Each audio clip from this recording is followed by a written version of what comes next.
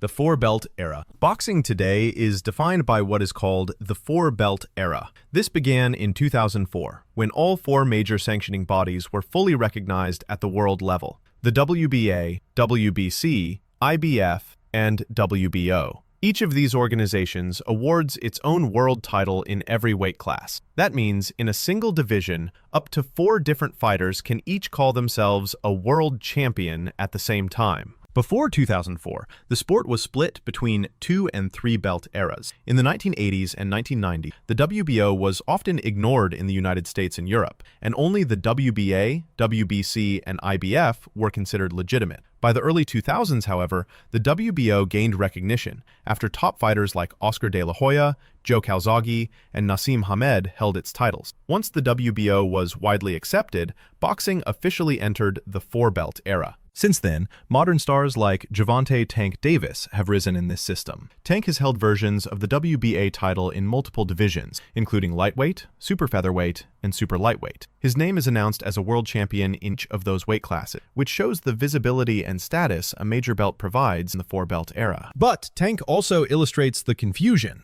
At lightweight, Devin Haney was the WBA super champion, while Davis held the regular version. Both fighters were introduced as champions, even though they shared the same weight class under the same organization. For casual fans, this raises questions. If both are world champions, which one is really at the top? The WBA belt. The World Boxing Association belt is the oldest of the 4 major world titles. The WBA was originally founded in 1921 as the National Boxing Association in the United States, before expanding globally and changing its name in 1962. Its world title belt is most often recognized by its red strap and large gold centerpiece. Because it was the first sanctioning body, the WBA carried great historical weight. Many of the sport's biggest names, including Joe Louis, Roberto Duran, and Vladimir Klitschko, have all held WBA championships. Manny Pacquiao added to that history in the modern era when he won the WBA welterweight title in 2018, becoming one of the oldest fighters to hold a major belt at age 40. His run showed how the WBA could still elevate a global superstar decades after his prime years, keeping the belt visible at the highest level. Despite its long history, the WBA is often criticized for recognizing more than one world champion in the same division. At the top, it designates a super champion, usually a unified or long-reigning title holder. Beneath that, it continues to sanction a regular champion, introduced as a world title holder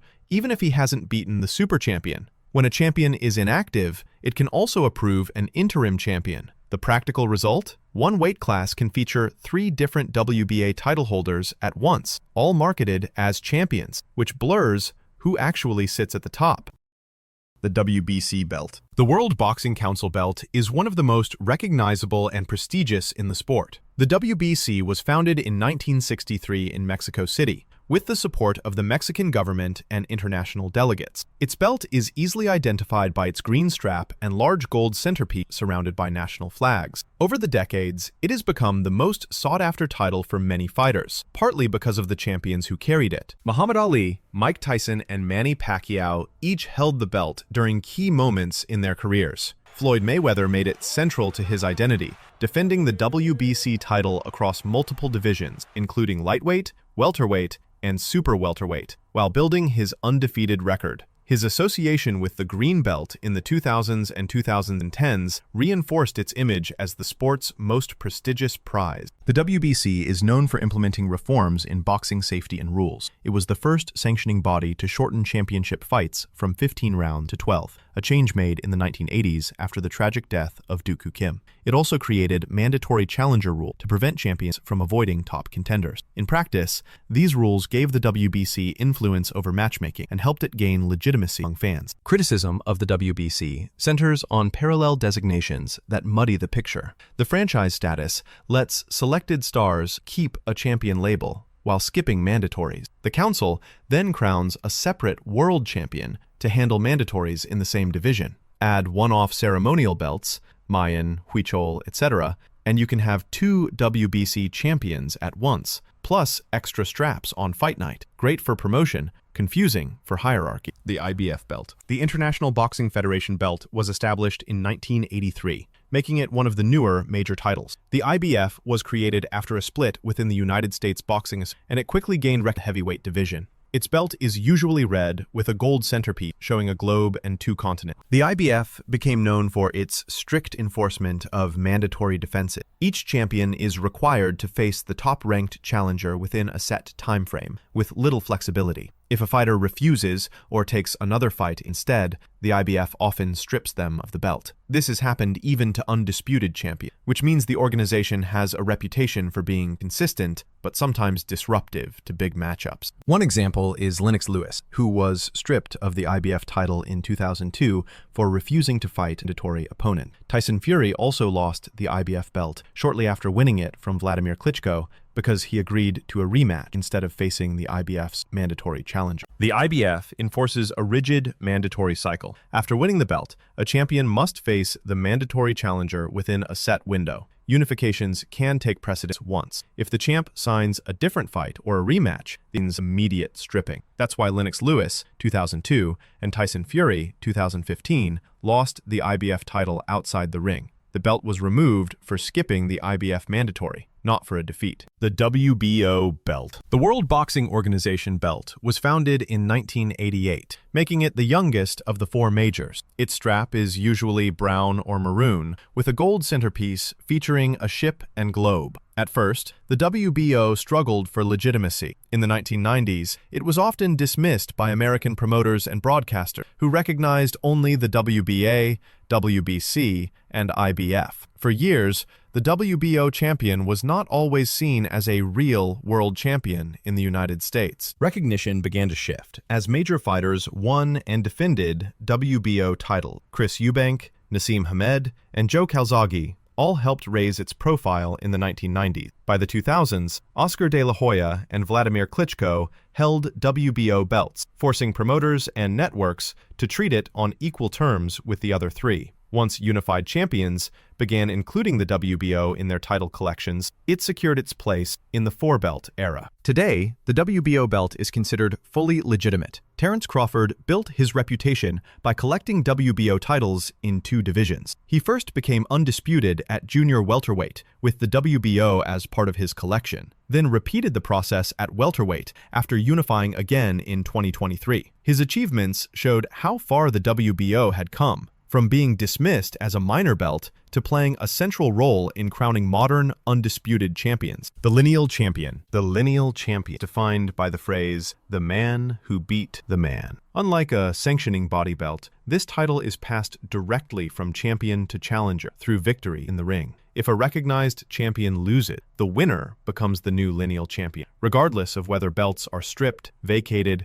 or reassigned by organization. This system traces back to the early days of boxing, when only one champion existed in each division. It preserves the idea of a single, true champion, without politics involved. A modern example is Vladimir Klitschko, who held multiple belts and was considered the lineal heavyweight champion. When Tyson Fury defeated him in 2015, Fury inherited the lineal title. Even after Fury was stripped of his sanctioning body belts for not facing the IBF mandatory, many still recognized him as the lineal champion. Fury's personal struggles and long absence from the sport created debate over whether the lineage was broken. When he returned in 2018 and eventually defeated Deontay Wilder, many argued that his victories restored and strengthened his claim to the lineal championship. This showed how the title can survive outside the sanctioning system, depending on how fans and historians interpret continuity. The lineal title can become complicated when champions retire, move divisions, or are inactive for long periods. In these cases, historians and analysts debate how to restart the lineage. Because there is no official sanctioning body overseeing it, recognition depends on consensus among fans, media,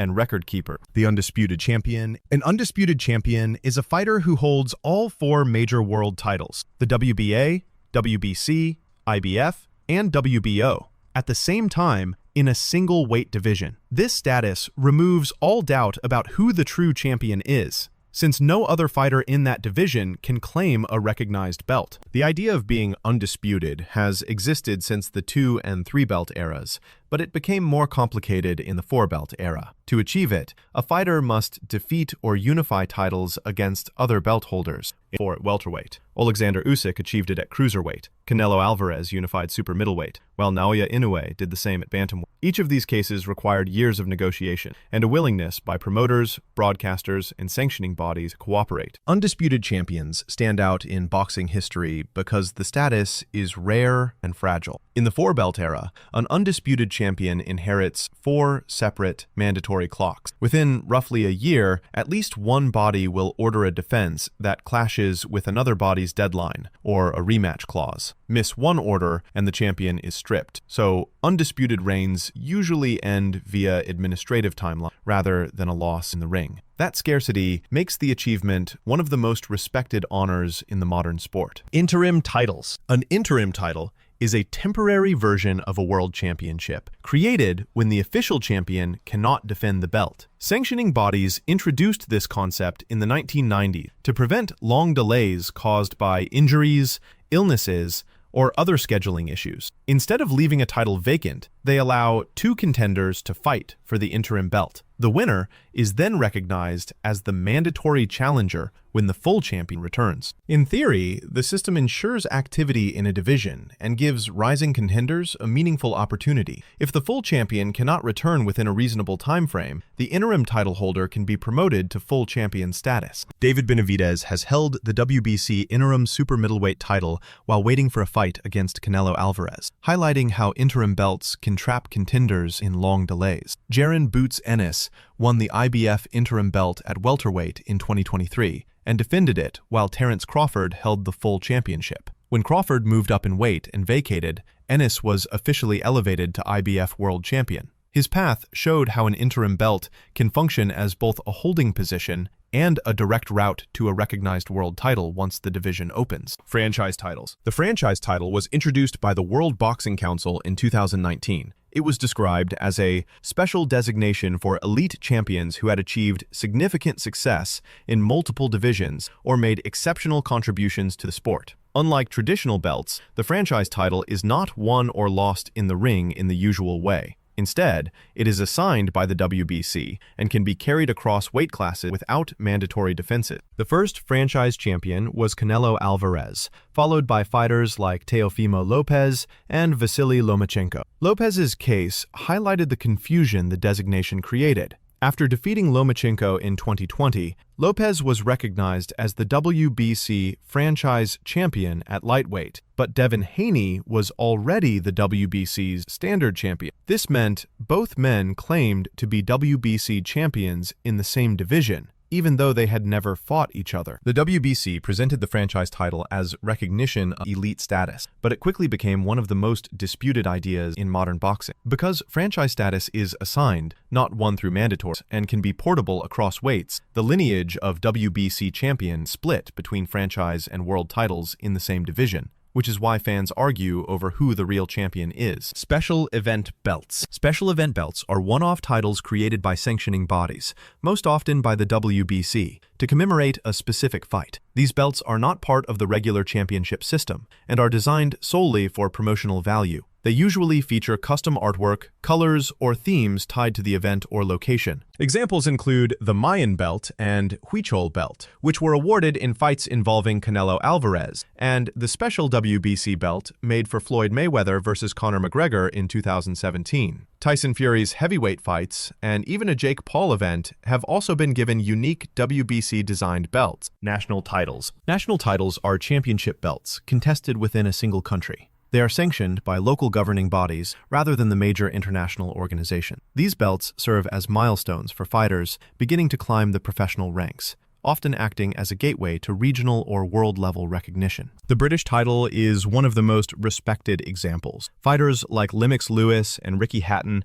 carried the Lonsdale belt before moving on to world championships. Tyson Fury also won the British heavyweight title in 2011 when he defeated Derek Chisora. That victory not only earned him domestic recognition, but also positioned him for bigger opportunities at European and world level. Fury's rise from national champion to lineal and unified heavyweight champion shows how these titles can launch a fighter's career on the global stage. In Mexico, national titles carry strong cultural weight, with champions such as Julio Cesar Chavez and Eric Morales fighting for them early in their careers. Historically, national titles held greater importance because international sanctioning bodies were less prominent. As globalization grew, their visibility declined compared to world championships, but they remain highly valued within domestic boxing. For fans, national belts identify the best fighter in their country at a given weight. For boxers, they provide leverage to secure bigger fights and world rankings. The Ring Magazine Belt. The Ring Magazine Belt is awarded by The Ring, a boxing publication founded in 1922. Unlike belts from sanctioning bodies, it is not tied to sanctioning fees, mandatory challengers, or political rulings. Instead, it is given to the fighter considered the true champion of a division based on rankings and results. The most common method of awarding it is when the number 1 ranked fighter in a division meets the number 2. The winner is recognized as the ring champion, and the belt can then be defended against top contenders. If the champion retires, moves to another weight class, or is inactive for an extended period, the title is vacated until a new champion is crowned. Because it is independent of sanctioning bodies, many fans regard the ring belt as a purer symbol of championship status. It reflects performance and lineage rather than organizational politics. Champions like Sugar Ray Robinson, Roberto Duran, and Manny Pacquiao have all held the ring belt alongside their world titles. Vladimir Klitschko carried the ring heavyweight title during his long reign in the 2000s and early 2000s, when he unified multiple sanctioning belts. His status as both the ring champion and lineal champion gave clarity to a division often split by competing organizations.